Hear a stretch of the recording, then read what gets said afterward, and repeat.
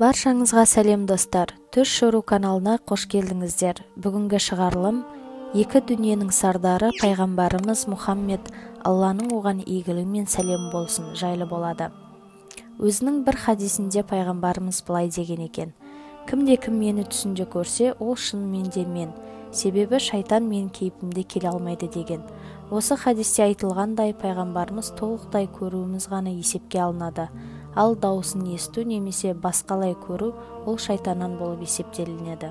Сондай-ақ сіздер пайғамбарымыздың жас немесе кәрі кезінде кейпінде көруіңіз мүмкін. Ал ендеше бастайық.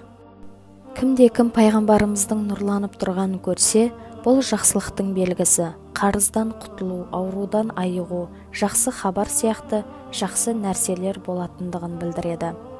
Сондай-ақ пайғамбарымыз намазын оқымай қойған, иманы әлсіреген адамдарға да кіруі мүмкін, иманын күшейту үшін. Пайғамбарымызды түсіңізде көрсеңіз, сіздің әділ және тақуа адам екендігіңізді және жақында басыңыздағы қайғыңыздан айырылатындығыңыздың белгісі.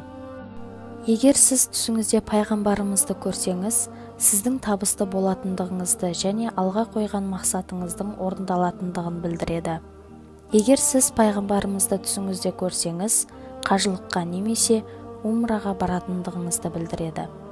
Егер сіз пайғамбарымызды өзіңіздің егістік алқабыңызда тұрған көрсеңіз, мол егін алатындығыңызды білдіреді.